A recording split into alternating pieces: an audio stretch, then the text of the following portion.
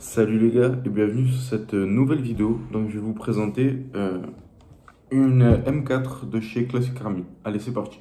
Donc c'est une AR-15 de chez Classic Army. Je me souviens plus du nom, de toute façon il sera dans le titre, donc pas besoin de vous le dire. Comme vous voyez, il y a eu quelques modifs dessus, c'est pas livré comme ça, vous vous doutez bien. Mais d'abord on va parler de la réplique en elle-même et ensuite on parlera des modifs que j'y ai fait. Pour la réplique d'origine, vous avez une réplique totalement en polymère, sauf le canon externe, le tube de crosse, la détente, la gearbox bien évidemment, les goupilles, enfin les trucs mécaniques.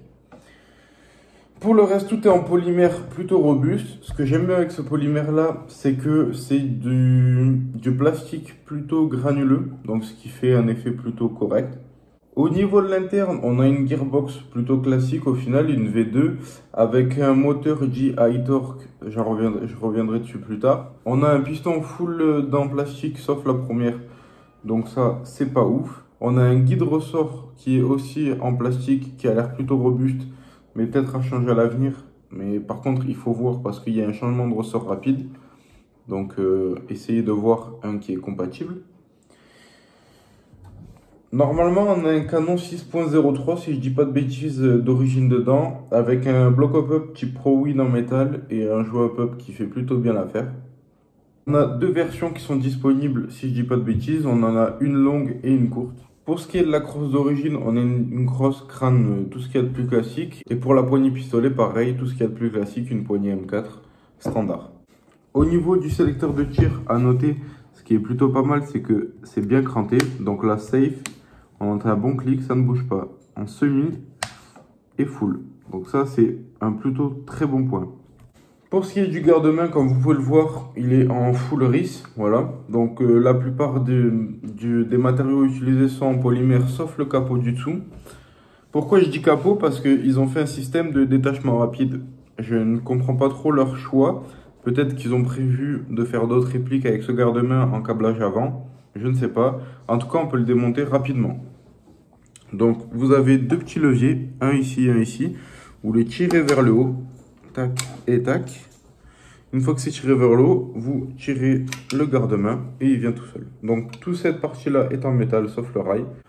Les rails sont très robustes. J'ai installé et enlevé plusieurs fois des accessoires dessus. J'ai pas vu d'usure particulière. Pour le remettre, vous avez des petits crochets. Vous les enclenchez dans les tétines. Vous remettez ça à sa place. Hop. Tac. Et tac. Voilà, une fois mis dedans, ça bouge plus, ça se verrouille vraiment bien. Du coup, on a un canon long sans rallonge de canon. Donc après, vous faites votre choix. Il existe en canon plus court également. Moi, cette version me va très bien de toute façon. Maintenant, on va passer au modif que je lui ai apporté. Au niveau de la crosse, j'ai pris une crosse HK416. Elle a la particularité d'être une type crâne. Donc, par rapport au câblage à l'intérieur, c'est plus facile. Pourquoi? Parce que c'est un câblage assez long, donc qui prend la place dans le tube de crosse. Il y a un MOSFET qui est d'origine aussi, ça j'ai oublié de vous le préciser. Il y a un MOSFET dedans avec un câblage DIN, ce qui fait qu'il prend beaucoup de place.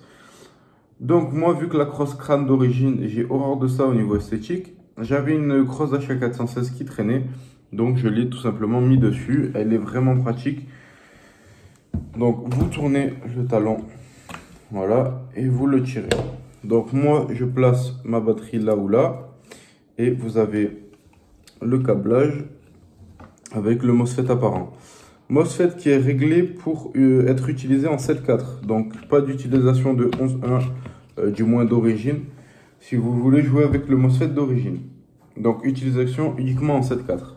Pour ce qui est de la poignée pistolet, j'ai mis une style Magpul de chez Amoeba, plutôt confortable. Qui laisse relativement le moteur respirer. Dedans, j'ai mis un moteur high torque de chez Classic Army que j'avais en stock. Ce qui fait que ça tourne beaucoup mieux parce que le moteur d'origine, il est marqué high torque, il est super mou, c'est injouable.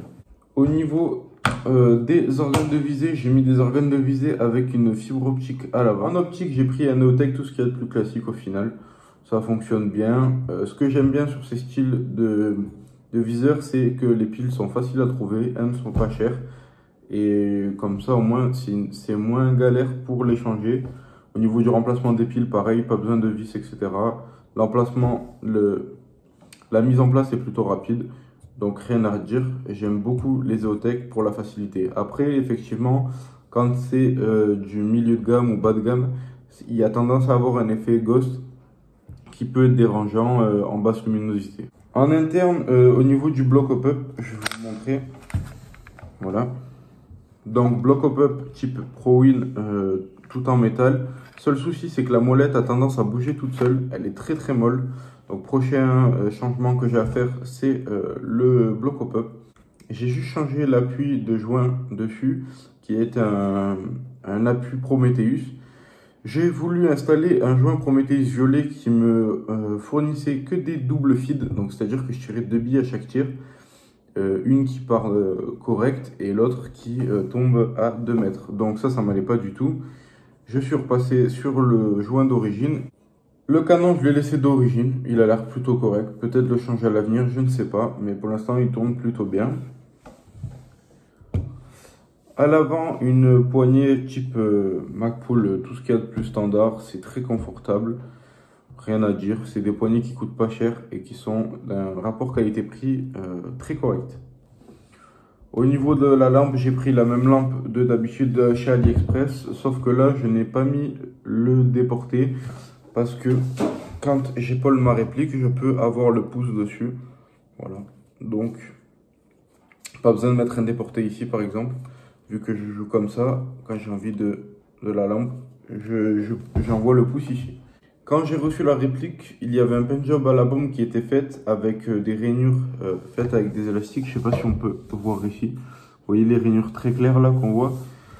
C'est un effet qui est plutôt simple à faire au final, si vous voulez le refaire. Donc ils ont fait une base de tan. Ensuite, une fois que la première couche était sèche, ils ont mis des élastiques et ils ont mis des couches de brown, de marron très foncé couleur terre, ce qui faisait un effet plutôt correct. Le seul souci que j'avais avec ça, c'est que la réplique ressortait très claire. Donc ce que j'ai fait, c'est que j'ai sorti le vieil aérographe de mon père, qui avait des couleurs du coup militaires, vu que c'était pour les maquettes.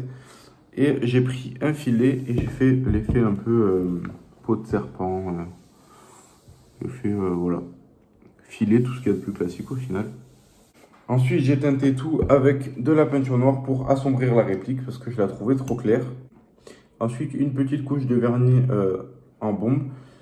Et ça devrait tenir plutôt longtemps. De toute façon, même si ça s'use, c'est fait pour ça. Au niveau des chargeurs, j'utilise des chargeurs que j'avais achetés chez Taiwan Gun. Donc, c'est des copies de PTS Magpul. C'était des chargeurs 150 billes, je crois, qui coûtaient bien peut-être 5 euros, pas plus. La seule modif que j'y ai faite, c'est un petit trou ici. Voilà, trou traversant. Pourquoi me direz-vous? Alors, c'est pas très esthétique, mais c'est très pratique. Parce que quand je vais y mettre mon chargeur, voilà, quand je vais peut-être rentrer dans un bâtiment ou une fin d'action, etc., je regarde le chargeur, je vois s'il y a des billes dans le conduit principal ou pas. Si je vois qu'il n'y en a plus, en général, j'enlève le chargeur et je le change. Voilà, tout simplement, tout ce qu'il y a de plus standard. C'est une petite astuce que j'ai. Moi, je m'en fous un peu de l'esthétique du trou. Voilà, ça, c'est pas dérangeant et c'est vraiment très pratique.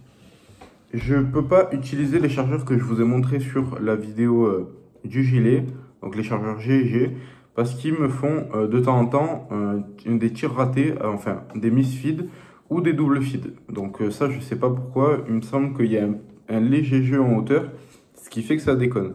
Je ne sais pas si ça vient du jeu pop, mais en tout cas avec ces chargeurs-là, ça part bien. Donc je reste sur ces chargeurs-là.